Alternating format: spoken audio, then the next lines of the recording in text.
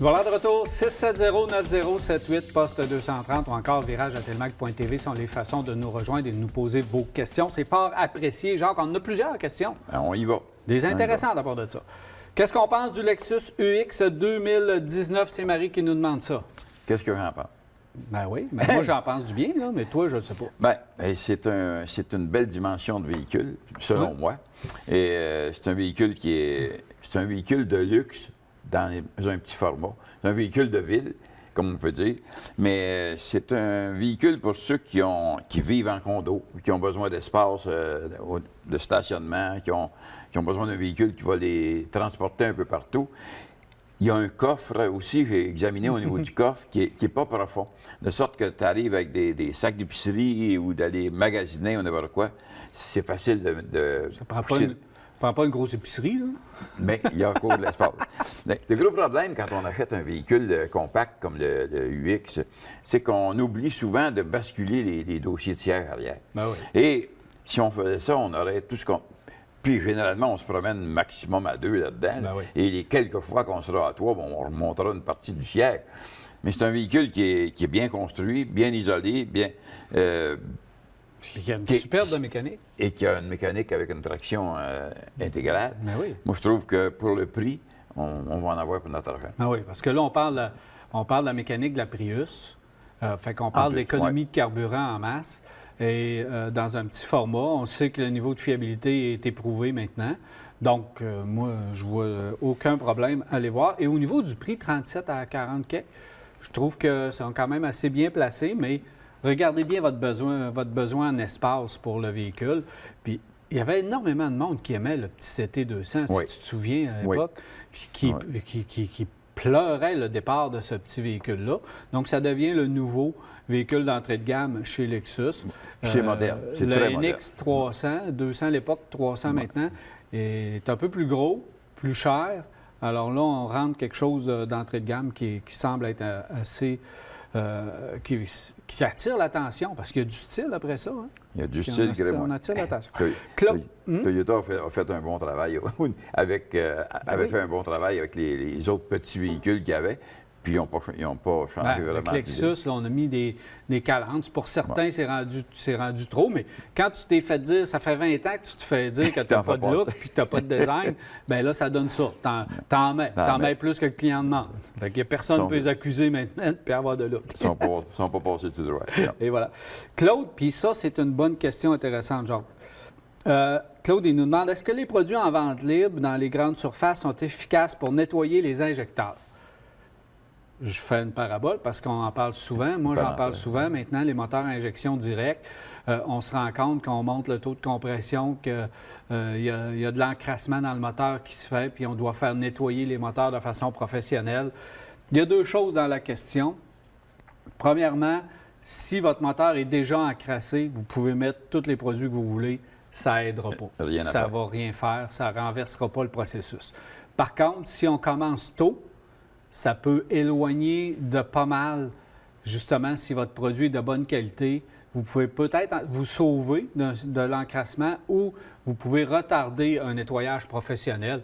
C'est pas la fin du monde, un nettoyage professionnel. Là. Je pense que c'est 100, 150 $ qu'on le fait. Audi charge un petit peu plus cher, mais bref, c'est pas la fin du monde. Et si on vous le propose, faites-le. Parce qu'il y a eu des cas de valves qui ont craqué. Donc Absolument. Là, on parle de 1 000, 1 500 $ de réparation. Alors, il faut le prendre tôt, il faut le faire tôt. Idéalement, il faut rouler à l'essence super. Sinon, il faut faire un nettoyeur injecteur très tôt dans la vie du véhicule. Ouais. Un des problèmes qui arrive aussi, c'est qu'aujourd'hui, avec les boîtes automatiques 8 vitesses ou 9, c'est que les moteurs tournent au ralenti. On a l'impression qu'ils s'encrassent.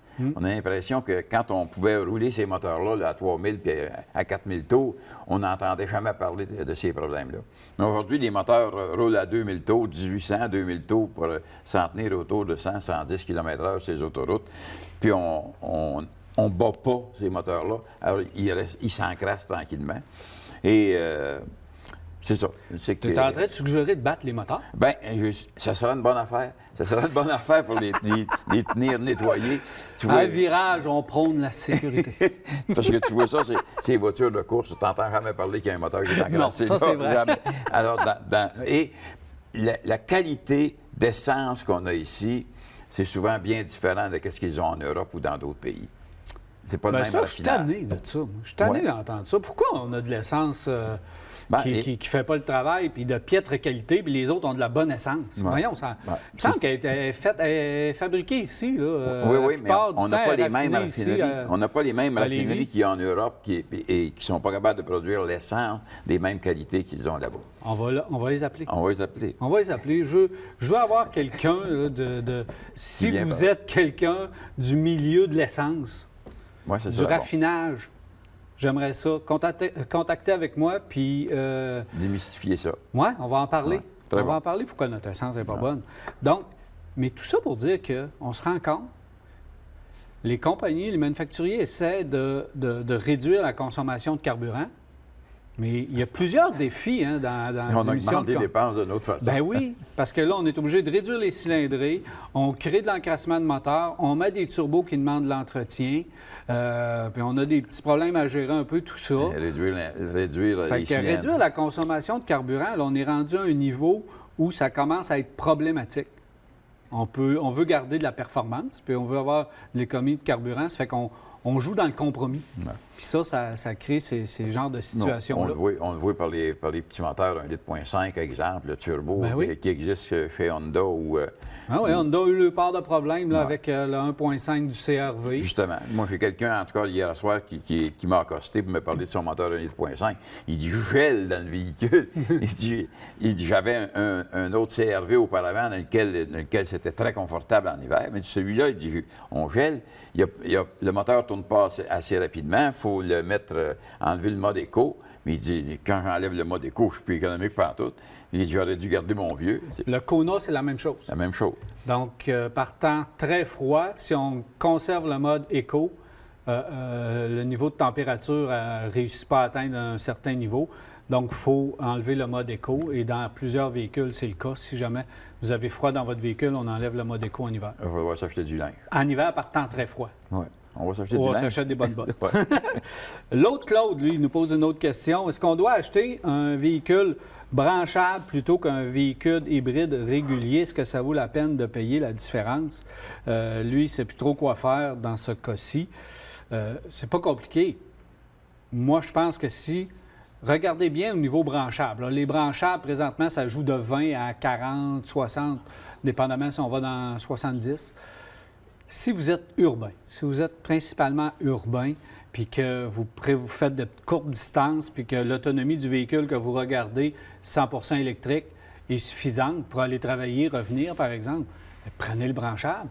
Là, vous allez vous débarrasser complètement du prix de l'essence. Absolument. Exemple, un Outlander branchable, il fait 35 km. Si tu veux, tu vas travailler, tu travailles à 10 km. Tu y vas, tu reviens, Ouais. puis tu n'as pas touché à ton essence. Fait qu'évidemment que le branchable, si vous l'utilisez bien, ça peut être intéressant. Si vous faites de la route, puis vous faites beaucoup de kilométrage par année, bien peut-être que là, maintenant, l'hybride va être plus de service. Absolument.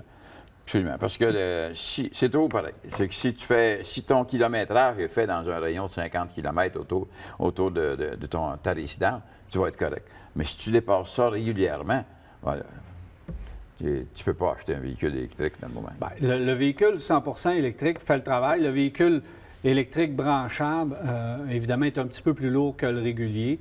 Donc, pour faire de la grande route, l'hybride régulier, là, tant qu'à moi, revient à un véhicule assez intéressant. Rapidement, Jacques, en terminant, je veux nommer le nom, Martin, qui dit qu'il désire, il y a une Camry 2012, il veut changer pour une 2019, il ne sait pas s'il doit prendre la hybride ou le V6.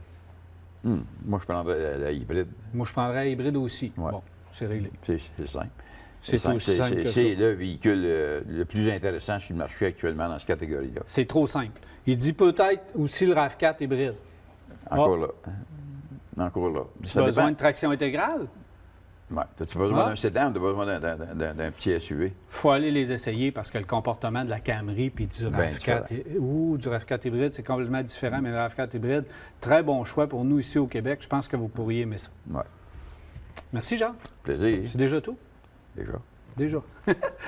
Voilà, c'est terminé pour Virage. J'espère que vous avez apprécié. Il me reste qu'à vous souhaiter une agréable semaine à l'antenne de Télémac. On se revoit mardi soir prochain, 21h30 pour un autre Virage. Cette émission vous a été présentée par Saint-Raymond, la ville de l'automobile. 4 concessions à votre service, même le samedi.